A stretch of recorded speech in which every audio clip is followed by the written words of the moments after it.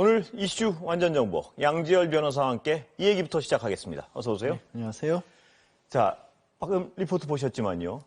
추미애 장관이 수사지휘권을 뺏은 어떤 사건 중에 하나죠. 예, 사건 그렇습니다. 개요부터 좀 설명을 해주실까요? 일단 리포트에서 잠시 나오긴 예. 했었습니다.만 당시 2012년경에 경찰에서 육류 수입업자 한 사람을 수사를 하는 과정에서 그 안에 윤우진 지금 영등포 세무서장과 관련된 로비 의혹이 들어있는 메모를 발견하게 됩니다. 근데 거기에 뭐 어떻게 보면은 뇌물을 제공한 것뿐만 아니라 검찰 관계자들과도 함께 연루가 돼 있었다. 그러니까 검찰 관계자들에게 로비를 한 것 같은 그런 의혹들까지 발견이 됐고 경찰에서 강력하게 이제 수사를 했습니다만은 여러 가지 뭐 휴대전화를 압수수색을 한다든가 아니면은 뭐 본인의 장부라든가 이런 것을 압수수색하는 과정에서 좀 어려움이 있었거든요. 영장을 6차례나 기각을 했던. 6차례요. 검찰에 신청을 하면 검찰에서 법원에 아예 넘기질 않고 거기서 그냥 받아들이지 않았던 건데 그럼에도 불구하고 경찰에서는 뭐 휴대전화 같은 거 드리고 해당 골프를 쳤던 골프 접대를 받은 것으로 의혹이 되는 골프장 같은 곳에 압수수색을 통해서 검찰로 사건을 송치를 합니다. 하지만 1년 6개월 후에 그냥 무혐의 처분이 났던 그런 사건입니다. 그러니까 객관적으로 보면 충분히 의혹이 있는 사건인데 영장만 청구하면 기각이 됐다. 그러니까 이상하다 이거죠? 네, 그렇습니다. 그러고 나서 나중에 결국 무혐의 처분을 받았는데 그게 이제 윤석열 총장의 측근의 형 친형이다 보니까 그리고 거기에 이제 사건을 담당했던 변호사들도 이제 특수부 출신이고 하다 보니까 이 부분을 들여다보게 된 겁니다. 그러면 의심스러운 게 윤석열 총장의 측근이 영향력을 행사했을 가능성과 그다음에 또 당시 윤석열 총장이 영향력을 행사했을 가능성 두 가지겠죠? 일단 뭐 가능성 자체는 여러 가지로 열어놔야 될 텐데 그러니까 사건을 볼 때는 과연 그 당시에 검찰에서 무혐의 처분을 한 게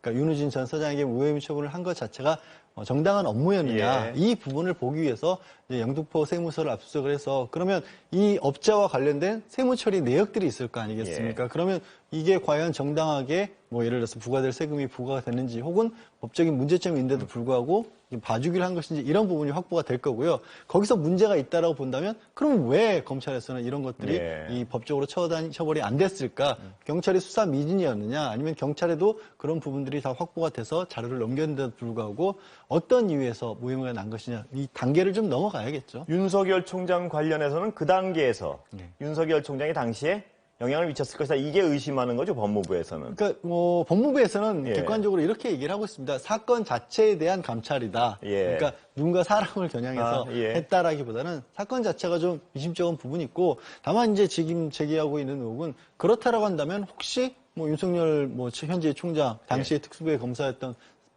뿐만이 아니라 주변의 다른 사람들이라도 어떤 영향력 같은 걸 끼쳤을 수 있지 않을 것이냐 이런 부분을 보겠다는 거죠. 뭐 국감 끝난 뒤에도 하여튼 총장과 법무부 장관 계속 부딪히고 있는데요. 윤석열 총장 어제 대전 갔습니다. 근데 많은 검사들이 마중 나오고 어떻습니까? 검찰총장이 각 지청을 방문하는 일은 어찌 보면 관례적인 일이긴 합니다. 그런데 말씀을 하신 것처럼 지난주 국감이 오늘 이번 주 끝나고 나서 굉장히 어떻게 보면 좀 충돌이 많았지 않습니까?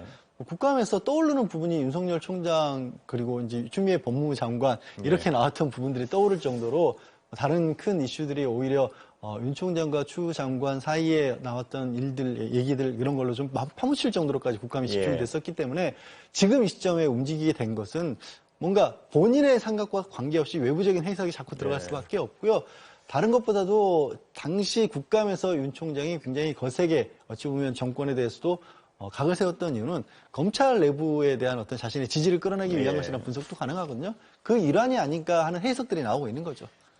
윤석열 총장을 비판하는 쪽에서는 이미 정치행위를 시작했다 이런 식으로 비판을 하는데 그 비판하는 쪽에서 보면 저 행위 자체도 굉장히 어떤 위력과시나 정치행위로 해석할 수 있는 것 같습니다. 그렇죠. 정치라는 게 이제 여러 가지 범위가 있지만 적어도 검찰 내부의 검사들을 향한 정치는 어느 정도 되는 게 아니냐라고 봐야겠죠. 왜 대전이냐 뭐 이런 얘기도 있던데 그건 뭐 특별한 어떤 해석이 있습니까? 혹시 대전, 그러니까 윤 총장이 어떻게 보면 이제 우리막 국정원 댓글 사건으로 한직으로 내려갔었을 때가 대전이었기 때문에 본인이 근무했던 경험이 있는 곳이다라고 스스로 밝히기도 했습니다. 뭐 그것 때문에 특별하게 여기만 골랐다라고 하지만 어쨌든 여러 가지가 이건 정치적인 어떤 생각을 할 수밖에 없네라는 상황이 만들어진 거죠. 제가 의심하는 쪽 시각을 좀 빌려가지고 지금 그 상황을 하면 내가 이렇게 고생하던데 옛날에 내가 어떤 정권 수사하다 고생하던 데를 다시 이렇게 찾으면서 지금도 그 상황에 빗대고 뭐 이런 식으로 의심을 하겠네요. 뭐 그런 쪽에서는. 식으로 만들어질 수 있는 여러 가지가 예. 있기 때문에 뭐 윤 총장의 말을 빌리자면 본인이 정부 감각이 없기 때문에 그런 상황이 충분히 해석이 가능한데도 불구하고 저기를 가신 건지 예. 아니면 그런 생각을 가지고 가신 거는 윤석열 총장밖에 모르시겠죠. 예. 자, 여기서 평검사들은 역시 윤 총장을 지지하는 형세를 띠면서 추 장관과 조국 전 법무장관을 비판했습니다. 그 내용이 예.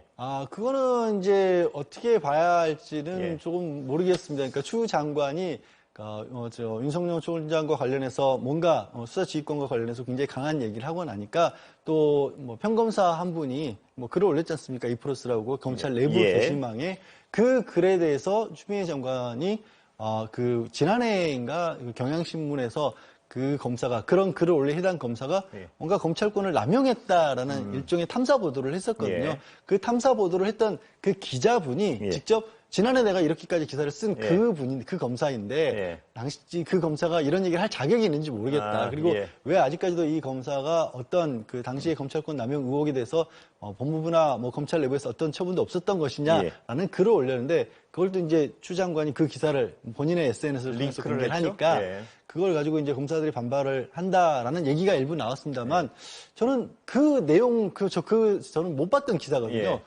그 내용은 물론 아직까지는 뭐 확인된 건 아니고 본인은 부인하고 있습니다만 예.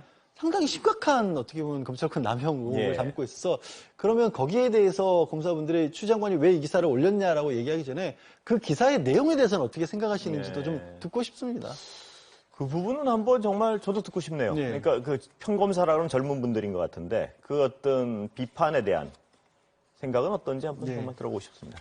다시 다른 얘기 좀 넘어가겠습니다. 우리 사회 어떤 힘센 어떤 그 직업군이라 그럴까요? 그 중에 하나인 의사 얘기인데요. 검찰과 의사는 우리 사회에서 가장 어떤 그 힘이 세다면 세는 집단들인데 이번에 의사협회입니다. 국시 못 보게 하면 좌시하지 않겠다 뭐 이런 뜻 같은데요. 예. 그러니까 지금 뭐 저는 힘이라기보다 그러니까 사회에서 가지고 있는 중요도라는 예, 표현을 중요도가 좀 힘으로 연결되는 거 굉장히 그렇습니다. 근데 그게 왜 그렇게 말씀드리냐면 중요한 곳이라고 해서 이 힘을 쓰는 모습을 보여줘서는 안 된다는 예. 말씀을 드리고 싶었던 겁니다. 근데 지금 거론하신 부분은 뭐냐면 이 지난 의사협회 그러니까 의료계와 정부와 갈등을 빚었던 부분이 정부에서 의료 개혁과 관련해서 공공의료를 늘린다, 의사분들의 숫자를 늘린다든가 공공병원 같은 걸 짓는다든가 이걸 통해서 지방의 의료를 좀 개선하겠다 이런 정책에 대해서 의료계에서 반대를 했죠. 예. 그래서 이제 파업도 1, 2차 있었고 그 과정에서 그거를 해결하는 방법으로 그러면 정부에서 일방적으로 추진을 하지 않고 앞으로 의료계의 목소리를 듣도록 의정협의체를 만들겠다고 했던 겁니다. 네. 그렇게 해서 사실 그때는 봉합이 됐었고 앞으로 그럼 잘 해나갔으면 좋겠다라는 바람이 있었는데 한 가지 돌발 변수가 생겼던 게 의대생들이 수업을 거부했고 시험을 국가고시를 그렇습니다. 거부했지 네. 않습니까? 그 문제가 아직도 해결이 안 됐는데 의협에서 갑작스럽게 이 국가고시에 대해서 해결을 해주지 않으면 그때 만들었던 의정협의체도 우리는 못하겠다라고 나니까 이게 굉장히 당혹스러운 게 애초에 국가고시 문제가 불거지기 전에 의정협의체를 예. 꾸렸던 거 아니겠습니까? 그리고 지금 사실 의협에서는 이 파업이라든가 국가고시 이런 부분에 대해서 철회하겠다고 방침을 밝힌 이후에도 또 의대생들이 독자적으로 어떻게 보면 움직였던 거예요. 그런데 이제 와서는 또 의협에서는 국가고시 문제를 해결 안 하면 협의를 했던 협의체를 수용을 못하겠다고 하니까 그래서 아까 말씀드린 것처럼 굉장히 사회적으로 중요한 역할을 하시는 분들인데 힘을 이런 식으로 쓰서는 안 될 모습이 아닌가 싶습니다. 양 변호사님 말씀하신 그 부분 때문에 제가 힘이 세다 그런 건데 네. 어떤 힘이 좀 약한 집단은 절대 할 수 없는 어떤 위력가시 같아가지고 제가 네. 그 힘이 세다는 어떤 표현을 쓴 건데요. 네, 좀 씁쓸하게 좀 받아들이고. 자, 그러면 이게 다시 파업을 할 수 있다는 가진 수단이라고 뭐 여러 가지가 있을 텐데요. 네. 다시 파업을 할 수 있다는 얘기 같이도 들리는데요. 근데 일단 구체적으로 어떤 식으로 맞설 것인지에 관해서 방법을 밝히진 않았습니다.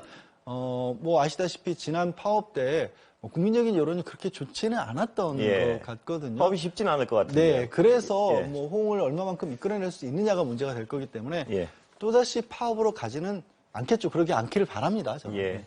마지막으로 시간 다 됐는데 잠깐 어제 얘기 좀 해보겠습니다. 이명박 전 대통령 17년형 확정됐는데요. 네. 불복할 수도 있는 건가요? 아직 절차가? 공식적인 절차는 없죠. 그러니까 재심이 있지만 그 비상적인 절차라고 합니다. 이 유죄가 확정된 이후에 무죄인데 억울하게 유죄 확정 판결을 받았다고 할 만한 새로운 증거, 뭐 대표적으로 진범이 따로 있다 이런 경우인데 경제범죄와 부패범죄에서 그걸 생각하기는 어렵지 않을까 싶습니다. 사실상 확정됐다고 봐야 되는 거죠? 그렇습니다. 오늘 말씀 감사합니다. 네, 고맙습니다.